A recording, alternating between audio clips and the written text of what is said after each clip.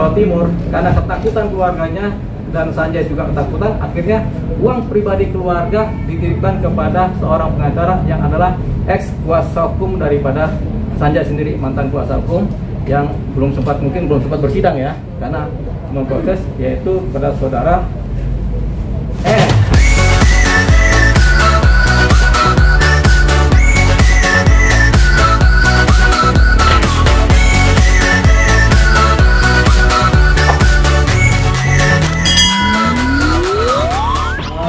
teman-teman media yang ada, baik infotainment maupun news. Jadi pada hari ini Rabu jam 2 siang ini saya akan melakukan press conference terkait seseorang yang bernama Kamal Tarasan Mirsandani alias Sanjay selaku pribadi ya.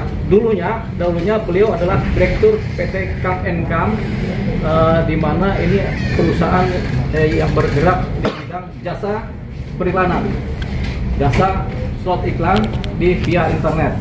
Nah, Kamal Tarasan Mirsandani ini biasa dipanggil sebagai Sanjay karena persoalan mengenai perusahaannya ini kemudian ramai diperbincangkan, yaitu mengenai dana-dana UMKM yang kemudian masuk ke perusahaannya melalui aplikasi, kemudian diributkan bahkan sampai demo-demo. Makanya ini kita melakukan press conference ya.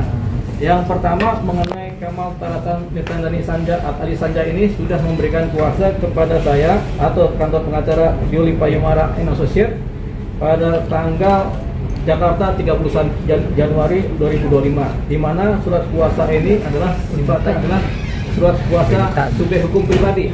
Jadi Sanjay sebagai pribadi itu memberikan kuasa kepada kantor pengacara Yuli Payumara & Associates ya. Jadi saya bukan pengacara perusahaan Kam & Kam, tapi saya adalah pengacara pribadi yang sifatnya Sanjay pribadi maupun keluarganya. Nah, mengenai duduk soalnya, yaitu kenapa dia memberikan kuasa kepada saya adalah tujuannya yang pertama adalah untuk upaya pemulihan nama baik daripada saudara Sanjay sendiri, yaitu Kamal Tarasan Mirsandani dalam kapasitasnya sebagai pribadi maupun dalam kapasitasnya sebagai direktur Kam & Kam, begitu. Nah, yang kedua, dia memberikan kuasa juga untuk melakukan upaya penagihan terhadap adanya uang titipan senilai kurang lebih untuk sementara adalah 5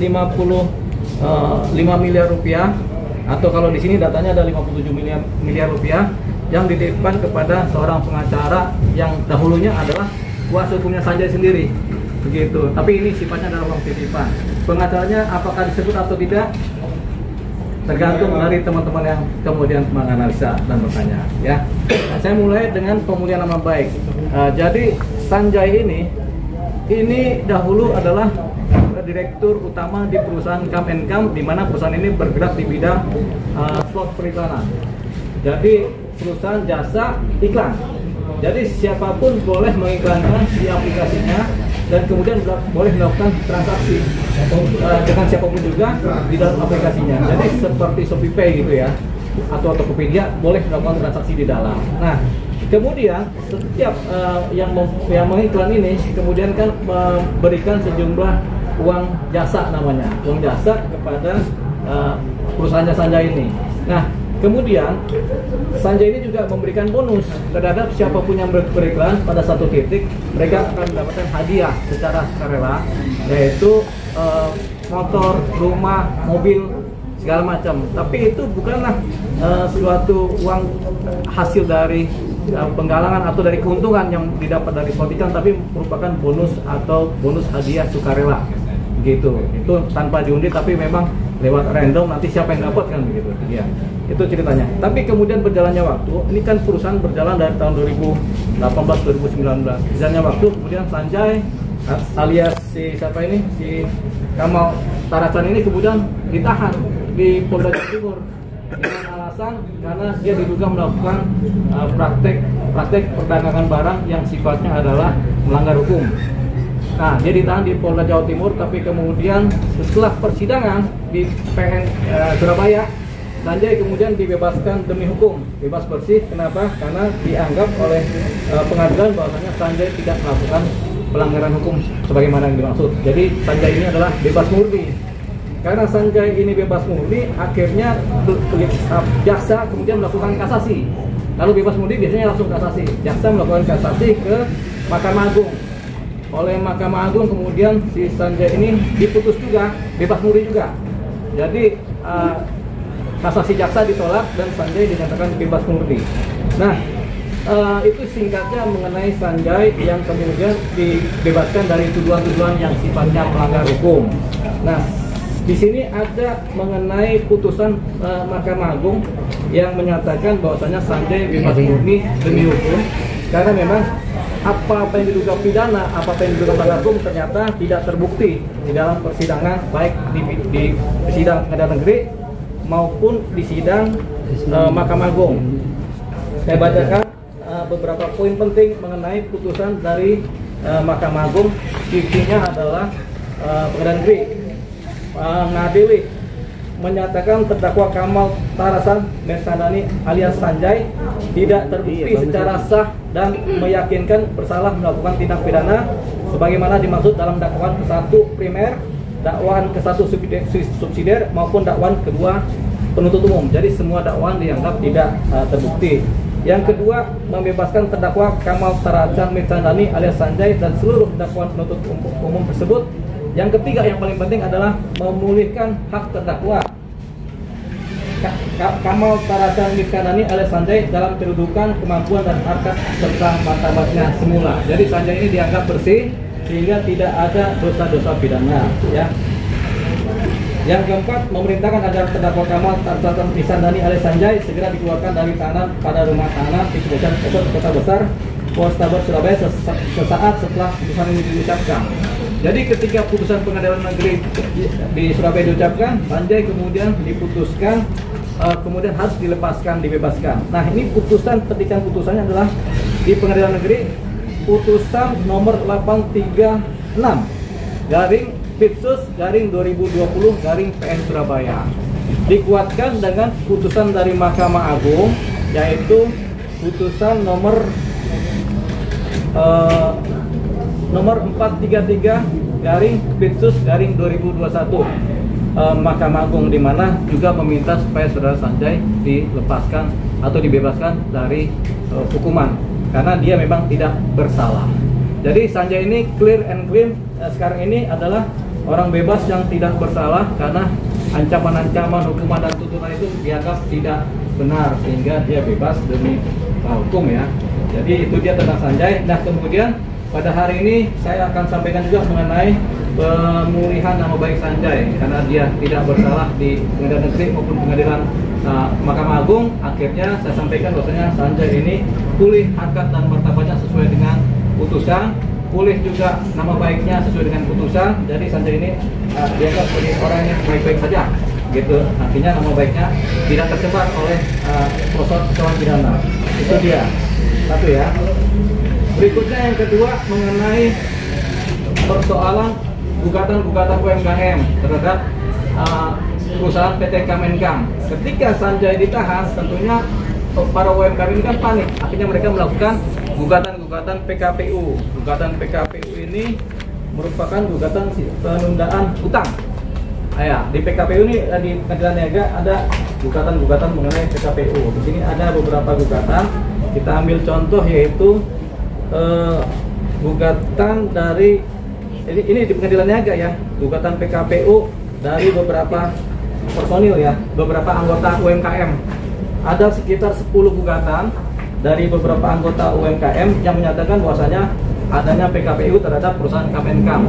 Bahwasanya ternyata semua hakim yang memutuskan perkara PKPU ini, ada 10 gugatan ini, menyatakan bahwasanya ini bukan PKPU karena Sanjay atau PT Kemenkam ini tidak berhutang kepada siapapun juga atau kepada pihak mereka, karena Sanjay ini sebenarnya yang didagangkan adalah jasa. Jadi tidak ada hutang yang diterima oleh si PT Kemenkam dari mereka, sehingga ketika mereka gugat yang berupa PKPU, akhirnya gugatan mereka keseluruhannya ditolak, ya. Jadi gugatan PKPU ini ditolak, ya. Nah, jadi ada 10 gugatan. Di sini ada beberapa jenis gugatan PKPU semuanya ditolak, sehingga PT IKAM sekali lagi tidak terjerat masalah penundaan hutang, ya, masalah peradilan niaga mengenai hutang ya, gitu. Karena bukan persoalan hutang di sini, jadi nggak ada hutang. Jadi di sini clear lagi, makanya kemudian yang namanya UMKM ini Sanjay dan perusahaannya tidak berhutang kepada mereka, gitu. Jadi ini kan yang heboh kemarin itu kan, UMKM ini kan mengejar adanya uang-uang yang katanya di perusahaan, gitu kan. Nah itu jawaban dari hakim niaga dan pengadilan niaga menyatakan tidak ada, seperti itu. Sehingga lepaslah PT IKAM dari posisi PKPU. PKPU sendiri kepanjangan apa? Saya juga lupa nama kepanjangan, bos. Nah, proses penundaan kewajiban pembayaran utang, PKPU. Penundaan kewajiban pembayaran utang, PKPU ya. Jadi lepas dari atau tidak ada hutang sama sekali. Nah, itu yang kedua. Yang ketiga adalah mengenai uang sekitar 57 miliar sebenarnya di sini di data ini 57 miliar, di mana ketika Sanjay kemudian ditangkap di Polda Jawa Timur karena ketakutan keluarganya dan Sanjay juga ketakutan, akhirnya uang pribadi keluarga dititipkan kepada seorang pengacara yang adalah ex kuasa hukum daripada Sanjay sendiri, mantan kuasa hukum yang mungkin belum sempat bersidang ya, karena memproses, yaitu pada saudara S ya, pengacara S. Nah ini sudah beberapa kali secara lisan ya dimintakan mengenai uang ini untuk dikembalikan, tapi sampai sekarang belum dikembalikan. Jadi uang ini adalah uang titipan, dibuktikan dengan bukti-bukti setoran dan kemudian dokumen-dokumen pernyataan-pernyataan sebagai uang titipan. Nah tapi tetap nanti kita akan verifikasi sejauh mana uang titipan ini. Kan uang titipan ini sebesar 57 miliar, sementara jasa pengacaranya berapa? Ternyata ada di sini data juga, jasa pengacara sekitar 13 sampai 16 miliar jasa pengacara. Jadi kalau diambil selisihnya antara uang titipan sama jasa pengacara, masih ada selisih sekitar kira-kira 42 miliar. Nah itu yang kemudian dimintakan untuk ditagih, tapi ini belum kita verifikasi dan belum kita minta tagihkan. Jadi dalam waktu dekat berdasarkan kuasa hukum yang ada pada kami akan melakukan penagihan atau permintaan supaya uang titipan tersebut senilai yang saya sebutkan tadi, atau paling tidak serendah-rendah sebesar 42 miliar itu dikembalikan kepada keluarga Sanjay. Jadi saya akan melakukan permintaan pengembalian uang kepada pengacara tersebut. Nah harapannya dengan itikat baik, sama-sama itikat baik, kemudian ini bisa terlaksana dengan baik. Jadi kita menunggu hasil dari pekerjaan yang sifatnya pekerjaan pengacara, begitu, dari kami untuk melakukan penagihan. Harapannya asal kita tagih, uang dikembalikan, selesai persoalan. Tapi kalau kemudian kita sudah tagih secara baik-baik tidak selesai, tentu kita lanjutkan dengan somasi 1, somasi 2. Kalau nggak selesai juga, baru kita lanjutkan dengan proses hukum, yaitu dugaan adanya tindak pidana penggelapan. Jadi itu yang kita sampaikan. Dari Pak Andi, kenapa ada di sini? Karena beliau sebenarnya tadinya diberikan kuasa untuk menagih. Beliau sudah menagih dengan surat tagihan, tapi tidak digubris oleh yang bersangkutan ya. Yang mungkin harus kita yang menagih supaya digubris. Gitu. Itu tadi yang disampaikan oleh kami kuasa hukum beserta Pak Andi ini yang adalah kuasa juga untuk menagih tadinya. Tapi sekarang sudah dialihkan semuanya kepada kami pengacara. Gitu. Ya. Bang, alasan Pak Sanjay nitipin duitnya itu karena disuruh apa karena keinginan dari Pak Sanjay sendiri? Iya, karena ketakutan kan, keadaan situasional psikologis sehingga dia takut, keluarga juga takut karena kan ini ada proses hukum kan dari Polda Jawa Timur. Akhirnya mereka uang pribadi keluarga ini dititipkanlah kepada pihak pengacara terdahulu. Gitu. Bang, artinya proses pemindahan uang itu atau penitipan uang itu terjadi ketika proses ini sudah berlangsung atau ketika proses hukum itu sudah selesai? Pemindahan uang itu terjadi pada saat proses hukum sedang berlangsung. Pada saat dia ditahan di Polda Jawa Timur, terjadilah karena ketakutan. Kita nggak tahu siapa yang mulai menakuti, apakah kepolisian Jawa Timur, apakah ketakutan pribadi dari Sanjay, apakah pengacaranya nakutin, sehingga akhirnya uangnya dititipkan kepada pengacara. Pengakuan klien abang sendiri? Sementara karena ketakutan, karena komunikasi yang intens dengan pengacara supaya uangnya aman, jadi ya udah titipkan aja lah ke pengacara. Ada tekanan Bang dari pihak luar?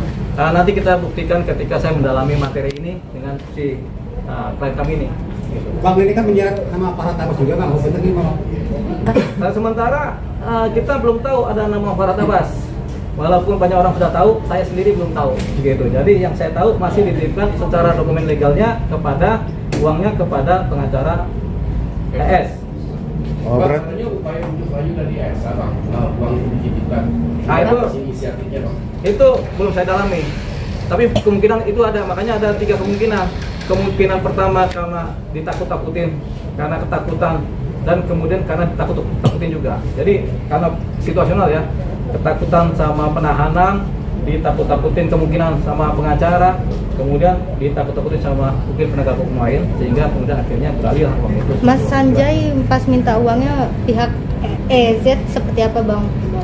Sebenarnya sudah dimintakan secara menulis surat lewat, kan Pak Sanjay ini pernah memberikan kuasa kepada Bapak Andi ini sebagai juru tagih namanya. Uang pribadi ini ditagihkan oleh Pak Andi. Pak Andi sudah menagihkan, persoalannya ketika Pak Andi menagihkan, datanglah surat yang kemudian surat kecaman-kecaman dari pengacara yang lain lagi. Begitu. Tapi itu kewenangan Pak Andi, cerita lah, karena kan dia mengalami ya. Nanti silakan dijawab Pak Andi. Kalau mau bicara jujur silakan aja, nggak apa-apa. Iya. Jadi memang terus terang kami sebagai member UMKM Mimals waktu itu panik pada saat bisnis yang mana kami beriklan di aplikasi Mimals waktu itu tiba-tiba digrebek oleh oknum Polda Jatim. Ya, jauh-jauh dari Jawa Timur nih, perusahaan berada di Jakarta. Nah, berjalannya waktu tentu kami memperhitungkan nilai-nilai top up ya yang sudah terlanjur masuk ke dalam perusahaan. Namun kemudian di aplikasi nggak ada lagi iklan yang kami beli tadi, slot iklan ya, sebagaimana jual beli slot iklan. Iklan kami nggak tayang lagi, iklan para teman-teman UMKM. Dan saya terus terang waktu itu selaku ketua daripada organisasi yang kita bentuk di UMKM ini. Makanya dalam hal ini saya punya tanggung jawab moral, dan pada akhirnya setelah perusahaan menang, saya memimpin teman-teman yang aksi. Kalau teman-teman yang PKPU itu saya nggak sejauh itu, karena saya melihat bahwa ini ada yang tersolimi nih, ada yang nggak beres ini, yang tiba-tiba perusahaan digrebek dadakan gitu. Nggak ada member yang keberatan, nggak ada member yang laporan, dan terbukti bebas. Ya, ada apa gitu ya?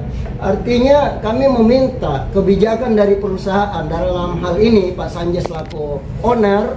Itulah bentuknya kami diskusi secara baik-baik, lalu kemudian terjadilah demo berulang kali, dan ada beberapa kelompok saya bawa langsung, saya pimpin langsung untuk demo ke perusahaan kantor, kemudian kantornya tutup, yang lain sudah dibayar kelompok tersebut, kemudian kelompok berikutnya kita cari lagi alamat rumahnya, dan akhirnya kami demo lagi di rumahnya, dan kemudian Pak Sanjay dan istrinya di sini menyatakan bahwa untuk kali ini kami sudah nggak bisa membayarkan ya kelompok yang dibawa Pak Andi lagi. Karena kenapa? Dana yang kami tunggu sebagai dana yang kami titipkan kepada yang bersangkutan lawyernya pada di awal ya. Lalu kemudian dana titipan tersebut belum dibalikin. Waktu itu saya dan teman-teman merasa nggak percaya gitu kan. Akhirnya beliau menunjukkan beberapa bukti, dan pada akhirnya karena tetap kami tagih ke mereka, ke Pak Sanjay dan keluarganya, akhirnya dia memberikan bahwa kalau mau konfirmasi aja ke Bu Elsa. Ya. Awalnya itu kami dikasih surat kuasa berdasarkan member Mimals, bukan berdasarkan pribadi. Jadi waktu itu kami bersama KBMI, Keluarga Besar Mimals Indonesia yang terdaftar ini organisasi kami ya, itu ke kantor Ibu Elsa Sarif. Secara resmi kami menyurat juga, lalu kemudian dikatakan ini Mimals, sehingga ini adalah dana Mimals, nggak ada kaitannya dengan Anda, kalian member-member gitu. Akhirnya berubahlah surat itu menjadi tagihan pribadi ya. Saya tetap selaku koordinator. Tentu teman-teman para UMKM member-member Mimals ini yang seperti yang dilihat ibu-ibu ini ya, yang sangat susah tentunya, yang mencari haknya, mencari dana top up untuk dikembalikan, akhirnya tetap ikut juga ya, ikut juga dalam hal ini, sebagaimana Pak Sanjay juga sering mengatakan bahwa itu dana kalian di sana tuh.